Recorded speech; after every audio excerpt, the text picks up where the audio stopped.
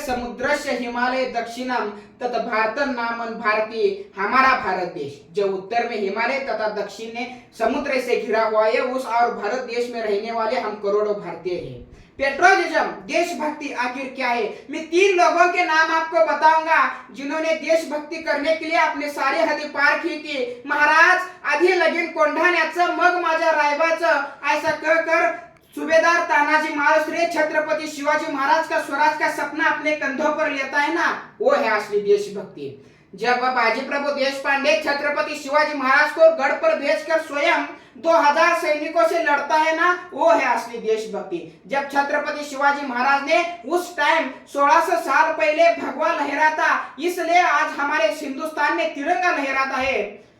जब जब हमारा हिंदुस्तान जीतने की किसी ने कोशिश की, जब जब हमारा हिंदुस्तान जीतने की किसी ने कोशिश की, तब तब हमने उनको मुंह तोड़ जवाब दिया।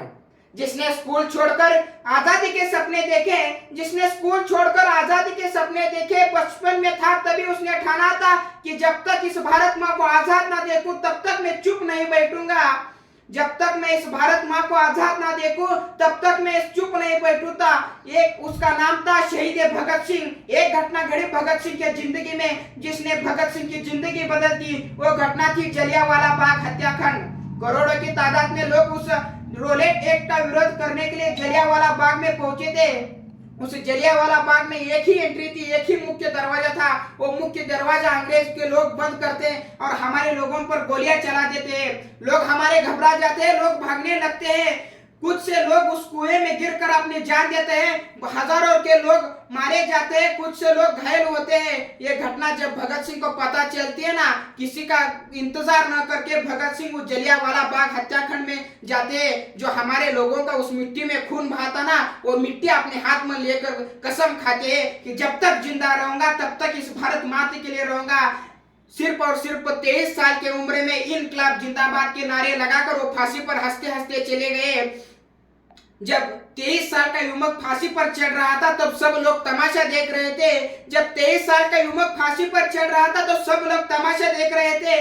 अच्छा हुआ भगत सिंह तेरा चेहरा नहीं है नोटों पर, नहीं तो तू भी कुचला जाता शीला और मुन्नी के कोटों पर। तू था, तू रहेगा हम जैसे वीरों के दिलों में, रहने दे किसी को भी नोटों पर। तू शहीद हुआ, तू शहीद हुआ, न जाने तेरी माँ कैसी सोई होगी। एक बात तो तय है भगत सिंह, तुझे गले से लगाकर रस्सी भी 100 बार रोई होगी, तुझे गले से लगाकर रस्सी भी 100 बार रोई होगी।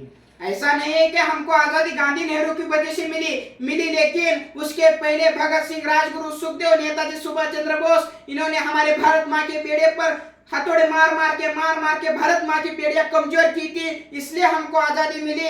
भेजा भगत सिंह को जेल, उल्टी गोरों की चाल हुई।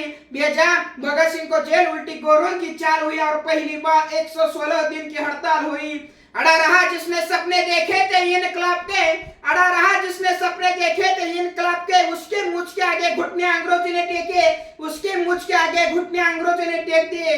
हमारे देश के पूर्व प्रधानमंत्री अटल बिहारी वाजपेयी जी ने कहा था, मैं चाहता हूँ कि ये देश बना रहे, सरकारें आएंगी जाएंगी, पार्टियां बनेगी बिगड़ेगी, सत्ता का खेल तो चलता रहेगा, लेकिन इस देश का लोकतंत्र अमर रहना चाहिए।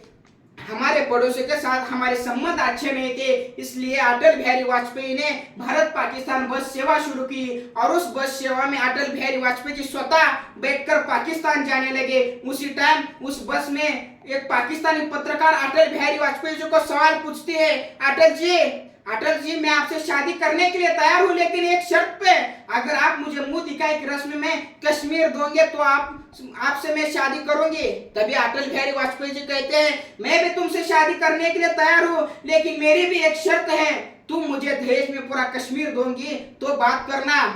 वो पाकिस्तानी पत्रकार चुप बैठते हैं। अटल बिहारी वाजपेयी जी ने कहा था, यह भारत कोई भूमि का टुकड़ा नहीं